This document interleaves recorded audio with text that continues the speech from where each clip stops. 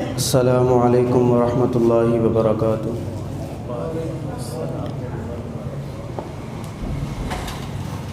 ان الحمد للہ نحمده ونستعینه ونستغفره ونؤمن به ونتوکل علیہ ونعوذ باللہ من شرور انفسنا ومن سیئات اعمالنا من يهده الله فلا مضل له ومن يضلله فلا هادي له وأشهد أن لا إله إلا الله وحده لا شريك له وأشهد أن محمدًا عبده ورسوله۔ وقال الله تعالى في القرآن المجيد وما قدر الله حق قدره۔ عبداللہ بن مسعود رضی اللہ تعالی عنہ کی روایت ہے، استحیوا من اللہ حق الحیاء۔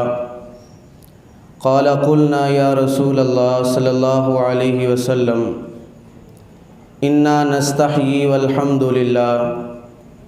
قال لیس ذاک ولكن الاستحیاء من اللہ حق الحیاء ان تحفظ الرأس وما وعى وتحفظ البطن وما هوى وتتذكر الموت وما بلبلا ومن أراد الآخرة ترك زينة الدنيا فمن فعل ذلك فقد استحيا من الله حق الحياء أو كما قال عليه الصلاة والسلام۔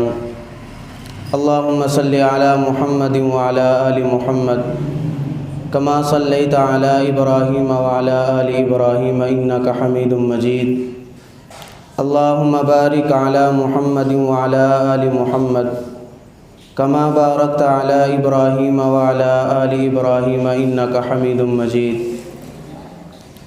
حاضرین مجلس، اللہ تعالیٰ کا ہم پر بہت بڑا احسان ہے کہ جس اللہ نے اپنی رحمت سے ہمیں توفیق بخشی اور ہم نے عشاء کی نماز جماعت کے ساتھ ادا کی۔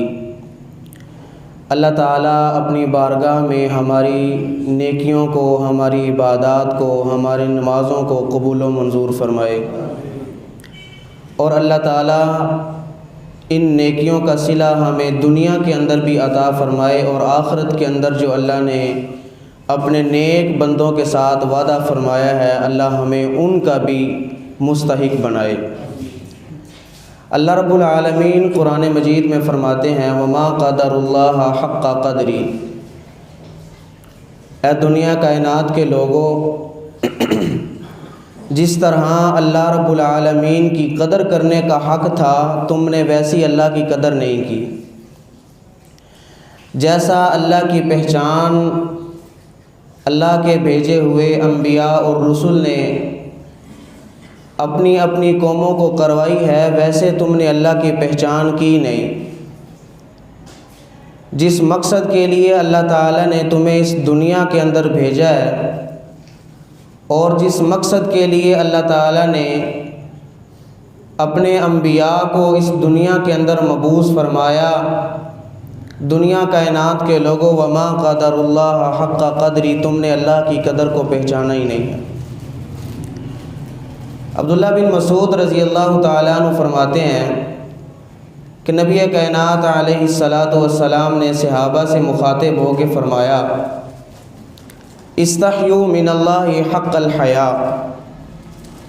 اے میرے صحابہ، اللہ کی حیا اس طرح کرو جس طرح اللہ کی حیا کرنے کا حق ہے۔ قال قلنا یا رسول اللہ صلی اللہ علیہ وسلم انا نستحی والحمد للہ۔ صحابہ نے کہا اے اللہ کے پیارے پیغمبر، ہم اللہ کا حیا کرتے ہیں، ہمارے دلوں کے اندر اللہ کا حیا پایا جاتا ہے۔